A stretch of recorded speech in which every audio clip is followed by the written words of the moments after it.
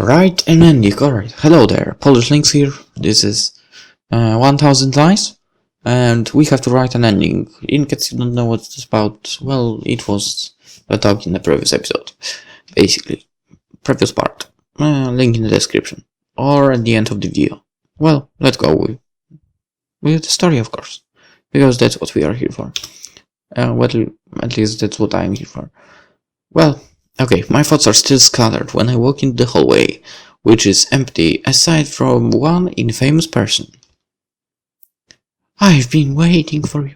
How is my favorite guy? Ziva decides to hang out with me whether or not I like it, and asks why it took me so long to come out. I brushed off us having to ask a question about the last assignment, but she isn't convinced and keeps pestering me as we walk outside together.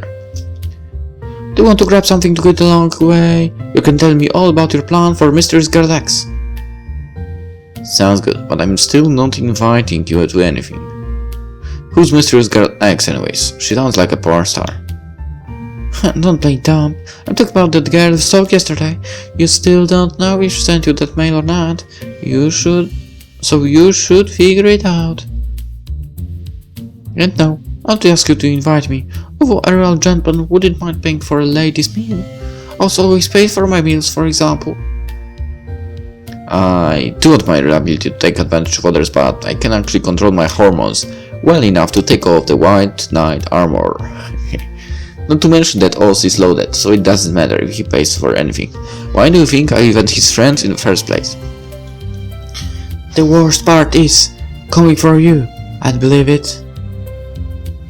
While bickering, we reach a small sandwich shop that's popular amongst all of the students. We wait in line slowly but surely approaching the window where we'll be able to place our orders. Forget about Oz for now. You still haven't answered me about the girl X. Poor Oz, did he do something to make you angry again? You know what I meant. What are you going to order? I suddenly wanna know what weird tastes you have, Ziva. Don't change the subject. Talking to you is like a war where the smallest mistake can lead to a total annihilation. All warfare is based on deception, you should know that. I already told you too much. The truth is that I'd rather not talk about this, else you might try to make it about psychology. You aren't my public enemy number 2 for nothing. 2? Who's the first? Anyone who picks Bulbasaur as first starter Pokemon. So it wasn't me. Why? He's super good! No, wait, stop changing the subject. There's one more thing I want to know about that girl and then I'll leave you alone. Don't you have an ace up your sleeve? A plan to find out who she is? I tilt my head deciding whether or not to answer Ziva's question, especially now that she has just reached the top of my public enemy list. I can't come up with any reason not to tell her, so I shrug before spilling the beans.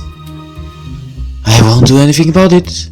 I shouldn't have done anything in the first place. In fact, even if I wanted to, I can't do anything now. My hands are tied, you know. Nevertheless, I think that you probably want to do something about it. You're always overthinking everything, but you can't lie to me. You're just too embarrassed to admit it, but you don't need to pretend to be a tough guy around me, Indian. Ziva looks down at me, confident that I'm an open book to her. It's that smartass attitude of hers that I hate about her the most. Earlier you mentioned deception. Most people use it properly. Do you know the difference between lying and deceiving? Don't start with that. This is just another psychoanalysis attempt, isn't it? No, I swear it isn't.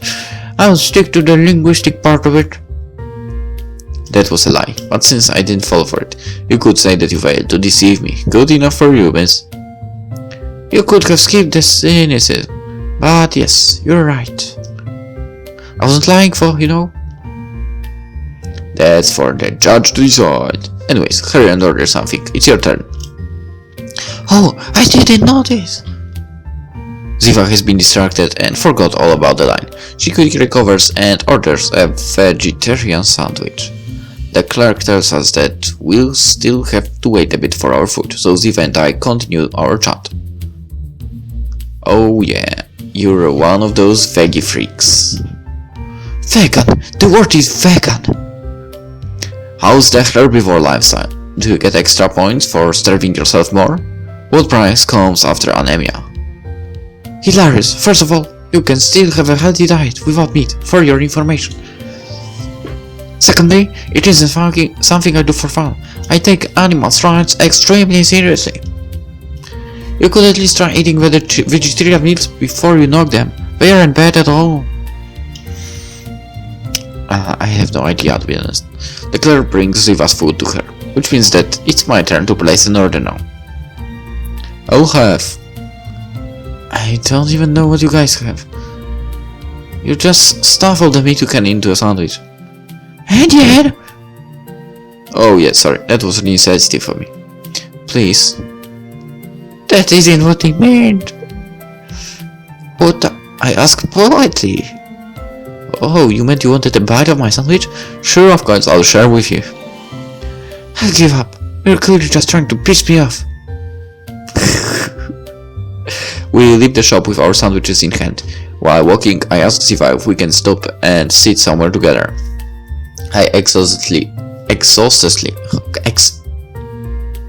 He was exhausted and plopped onto a nearby bench, closing my eyes and relishing the sweet respite. Ziva looks annoyed and puffs out her cheeks when I look at her. She's not angry but somehow serious. This is what I meant by the difference between lies and deceit. And then you can lie all you want, but deceit always depends on how much the other person trusts you. There's no deceit without lie, but there are lies without deceit. In this situation you're both the liar and the deceived. Do you know what I mean? Yeah, you're still carving the bite of my sandwich. Too bad, girl, you've already missed your chance. I already told you that I don't want it. That has nothing to do with it. How can I make you understand? Ziva folds her arms and rocks her brain. Think of a schizophrenic trying to describe reality. To do that, he'd first have to lie to himself about what he is seeing, but he wouldn't be able to deceive himself about what his own reality is presenting. There is no use for him to distinguish between reality and delusion if what he feels is totally different, right? The tone our conversations usually have is gone. It's starting more and more like a lecture, and that pissed me off because we only have 20 minutes off of our breaks. Time we should be spending for getting about class. Now that I think about it, in my high school,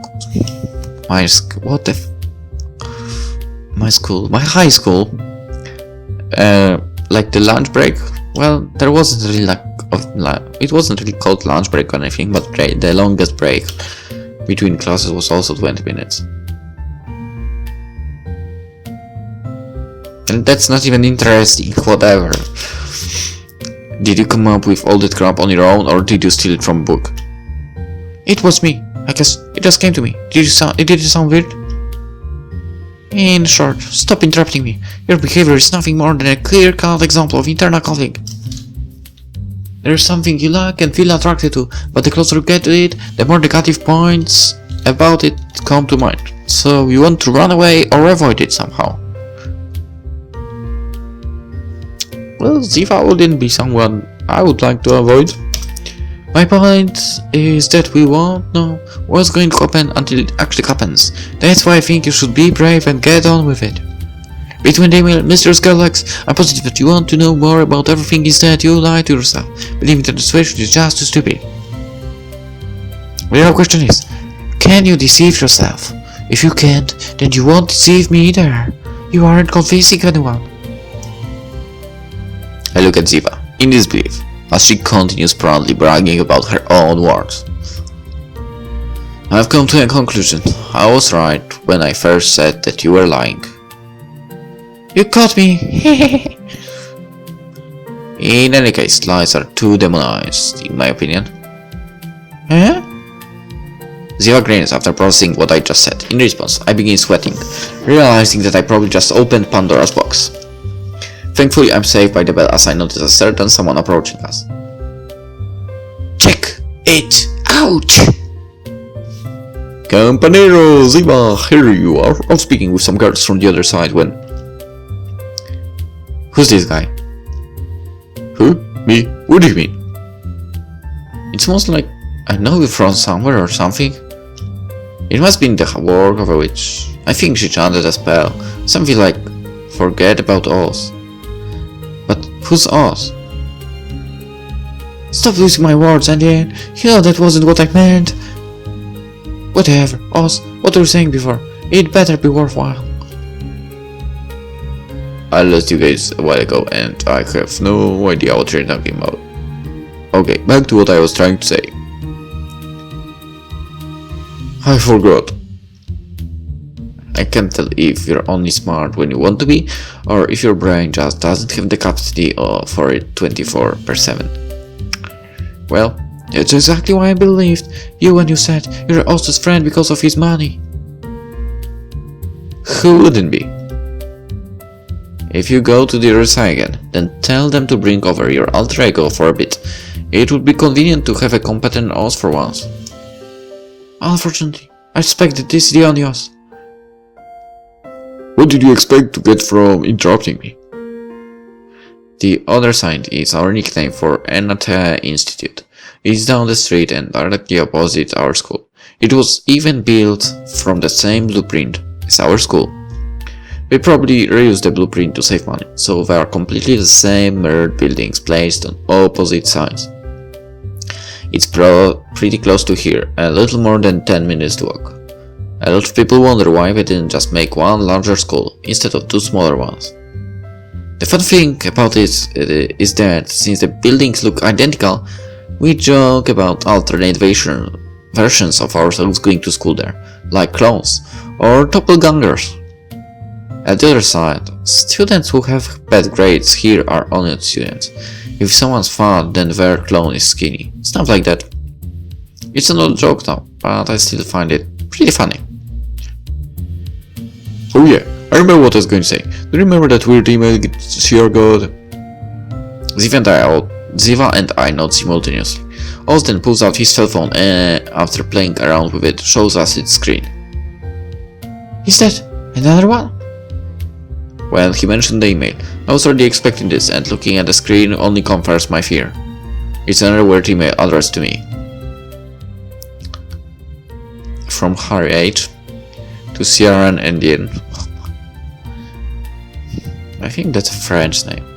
Not for everybody subject, it's a subject. Can a lie become reality? If you want to know the truth, go find it this afternoon at the local sports center. Join it! Good luck choosing your first action! I stand there wide-eyed and in disbelief. Oz puts away his cell phone and scratches his head in confusion. Do you remember how I used my phone to check your email the other day? I forgot to log out of your account and my phone has been logged into it since. To my surprise, earlier today I opened an alert for a new mail and it turns out that it was actually for you. And well, that's what I read. Again, what did I do to deserve this? What do you mean? This is perfect. This time I can go with you. I want to know what happens. Me too. It's historical enough as a story. Imagine us getting to watch it live. What? No way. I'm not stupid enough to repeat the same mistake once bitten, twice trying. Aren't you curious? After what happened yesterday, we absolutely have to uncover the truth. And you said that what happened yesterday was probably just a misunderstanding anyways. Whoever sent it is giving you a second chance. That's right. What happened to your depressing love story, eh? Are you going to abandon it now? That isn't the problem. What am I supposed to do? I don't even know what they mean by join it. Join what? I'm so excited to go there. Isn't there any way to convince you otherwise? Come on, Oz, help me, even if it's one of those crazy scams of yours. Crazy scams? I see, there is no other way. Oz clicks his tongue in disapproval and sharply gazes at me.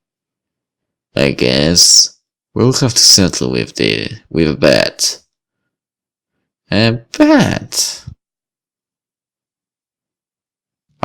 It's said that every human being chronically suffers from at least one sin. I don't think I'm usually greedy, but that naturally inherent part of me always wakes up with one word. bet. The thrill of gambling, the risk, the possibility of getting caught cheating and getting punished. Fortune is the vessel that brings men glory and excitement, a trophy of what has come to pass. And I'm prideful enough to always fulfill my promises and stick to my bets, no matter the cost or price. Everything I have in my wallet right now ventured against you going to the sports center with us. A motion for us to show you what's in his wallet first. Inside there's a reasonable sizable prize, well worth the challenge. Alright, I accept. However, following the proper rules for this kind of bet, I get to be the one who decides which game we'll play. Sure, I'm going to win anyways. There's only one way to put to rest our ongoing rivalry. A game where you, the lowly commoner, dies in glorious battle against the eternal, magnificent Hero King. We'll end this with a sled disgrace! Sled this... No way! Alright, sled desk, let's do it! Care to explain what a sled disgrace is? This is why I've been training day and night. For an opportunity like this, you regret it when I make you step down from your throne. Is no one going to answer me? My fear is akin to what a human would feel in the face of being stepped on by an ant. Since I choose the game, do you want to establish any extra rules? Hey, I'm still here. What? Hey, sled desk! Next break. 1-on-1. A race to the death. To the death. Don't make laugh. No more bets. The money is on the table and you can drop out now. You know just how invincible I am when it comes to sled desks. The same goes for you. You might be surprised this time. We make our way back to our classrooms, bickering so offensively that sparks are flying at each other. Is anyone going to tell me what a sled desk is? In the end, the one who was forgotten is me. Gee. Well, happens, Ziva Shani. However, I'm surprised if I would be able to forget about you. But, well, what can you do? What can you do?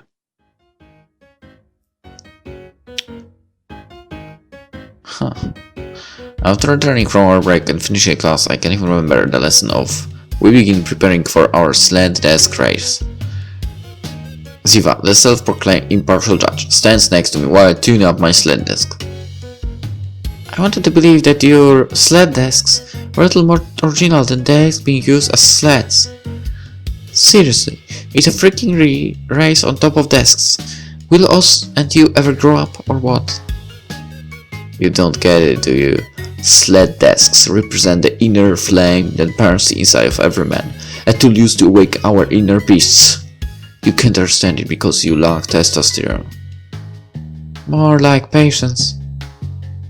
So, are you guys going to race in the hallway? It's kind of narrow for that. Besides, do you really think your desk will slide like sleds? Even if you get rid of the rubber on the legs, and if I will... It's obvious how new you are here. You're just lucky to see a live sled desk race today. I don't know why we haven't done any this year before today. You see, the hallway is positioned at a downward angle, although it can be difficult to notice. When we discovered that, we realized that here is perfect for racing on top of pretty much anything. We agreed that desks were our best option for racing. That was how sled desk races were born, an important milestone for the future generations. I put tags over the rubber on the legs of my desk so I can slide even further too. I gently click one of the desks to show Ziva how far it can go.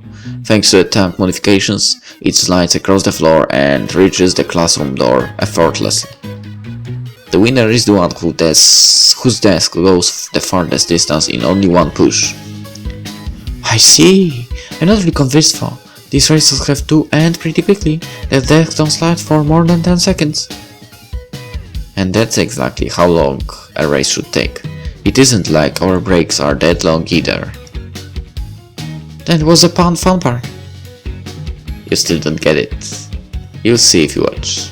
The sled desk can awaken a man's inner strength, which can warp even time and space. Pay attention.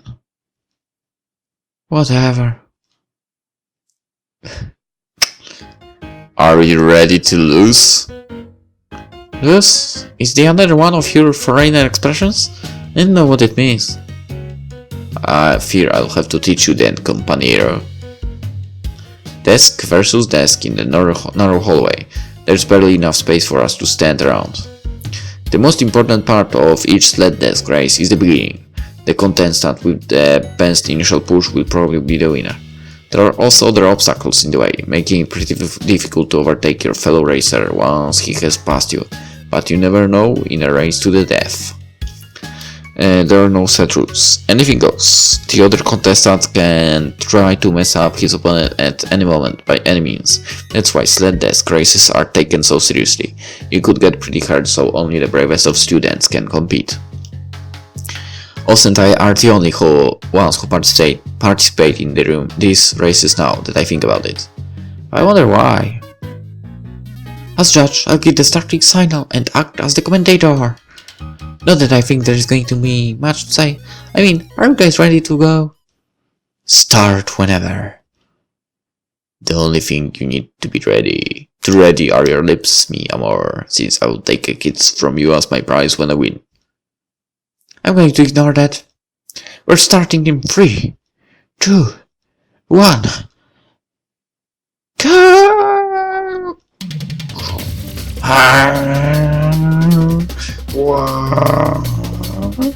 The race begins with a strong first pass from both competitors. Their timing was in sync, both of them clearly taking into account how important the beginning of the race is. It's a perfect start. But what's this? Us in the lead. How did it feel to be eating my ass back there for once? Impossible. How can you possibly be faster than me? I was sure that... You were sure that I was using talks, right? After every race, I'd wonder how Sierra was so fast. Defeat after defeat, my desk would always stop short while yours always seemed to fly past mine. I studied mechanics and engineering to figure out what could have happened. And then I had an epiphany. You are using tacks to reduce the friction. With a tack covering each leg, your desk was that much faster than mine. When I found out, I decided against telling you so that next time I'd catch you off guard and I could use it to my advantage. Who's the smart one now? You've done all those races against him without ever knowing that, and as soon as I saw his desk. Why do you think I accepted this bet? I'm not the champion because I'm good, it's because I'm stupid. Don't spoil my glorious moment. In any case, it still doesn't make sense. We started at the same time with the same push, so how did us get in the lead? What's going on? When the distance between the two of us widens, I notice a shimmering trail. Oll's desk is leaving behind a trail of some sort of liquid. That's... oil! Oll's desk legs are covered in oil! That's why his desk is faster! I wasn't satisfied with just being on even ground. I look for more methods to improve my speed. And this is the result of my hard work. Maybe Oz isn't as dumb as he seems after all. I also drew some flames on the desk to improve its acceleration. In movies, the flaming cars are always the fastest, so it has to be legit. I take it back. While Oz is distracted, I begin my all-out attack. I toss everything out of my pencil case. Pens, pencils, scissors, a pencil sharpener, an eraser that looks like a pig, and even some of those fake chocolate coins so ancient that their currency stopped existing more than a century ago. They fly through air towards Oz's unsuspecting sled desk. If I'm lucky and something hits it, his desk might slide backwards, awarding me victory. But it's not that simple. No way! Partially cloudy with an 82% chance of relative humidity and low pressure fronts.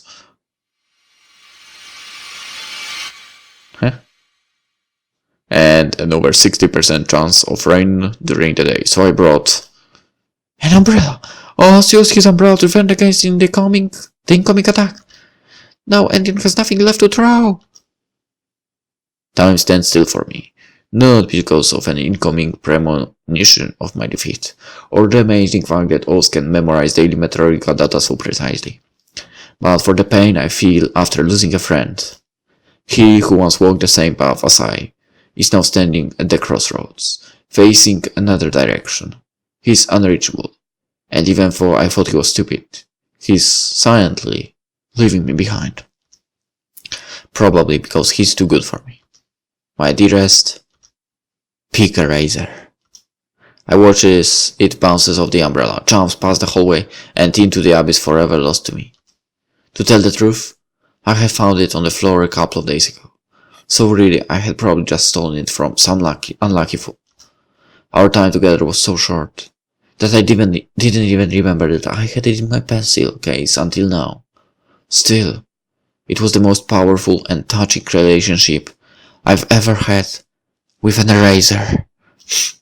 Farewell, my old friend. Vendetta! And he is gaining ground. How is it possible? He's using his opponent's oil trail to lose friction and speed up. Between oil and Oz's umbrella temporarily slowing him down, and then he's about to catch up. If he tackles him, he might. Not so fast. I still have one more trick up my sleeve. Oz took something out of his umbrella. He has a ruler. But it's not just any ruler. It's a matterstick. Where did he get that from? You know what I'm going to do now, right? Checkmate, companero. Shit. Oz flung the matterstick in Andy's path. It's like a landmine. It's impossible for you to avoid it in the end. At this speed, it can only end in catastrophe. Jump, Andean. Save yourself. It isn't worth it. I can't give up now. I promise that I'd never forget. I can't let my pencil sharpener's sacrifice be in vain. No, wait, it was an eraser. Right, an eraser. Not really sure whether it was an eraser or a sharpener, whatever it was, that I cared about. My desk collides with the ruler. The back legs of my desk fly upwards, flipped by inertia, and an instant later the front legs follow suit. I'm about to fall, nevertheless. What the? Is the sound of an angel. Yes, I can hear it. The angels, singing, giving me their blessings. A hallucination or maybe a revelation. Anyways, it's here.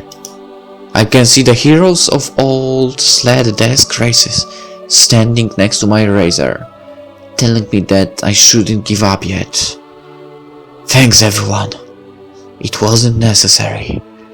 With my newfound divine strength, I managed to flip my desk further to the point that it's now totally upside down. And from here, go! I hold the desk legs while I stand on the outer side of the table as if it's a skateboard. I grind my way onto the banister and manage to overtake Oz. I jump and with a hard flip I make the desk return to its original position, allowing me to successfully continue the race. At last, I'm in the lead. How did he do that? Now Oz's desk is grinding against mine. The two rival desks rub together, creating small sparks of fire and indents in the wood of paneling. The end of the drag is coming up, but Oz and I know there's still something we have to do. You surprised me, Comodoro, I won't deny it. But it is over yet. We're going to settle this with our bare hands. Two men in motion on the battlefield. We both stand on our desks, accompanied by the hellish squeal coming from the friction between them. No words are necessary. Dialogue won't accomplish anything. It is now with our fists that one of us will fall and the other one will grasp victory. Jump quickly! But Ziva's sudden warning makes us come back to reality. Haven't we been sliding for too long anyways? I mean, it's true that everything seems to slow down when there's this much tension, but this is a bit too much. When accounting for the oil, it makes sense that we're further than usual. This isn't good because at the end of the hallway there is... the stairs!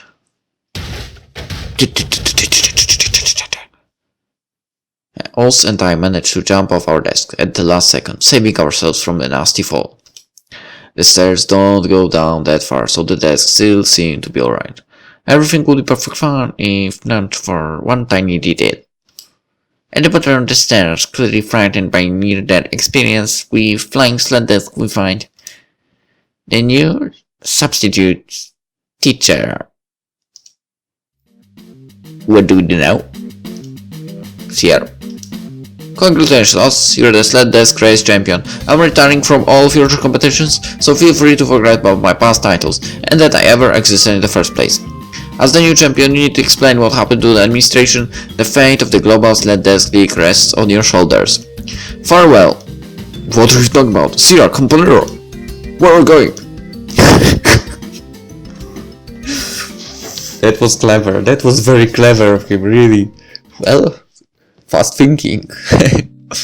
Alright, let's end the episode here. Hope you enjoyed it. Hope you enjoyed the race.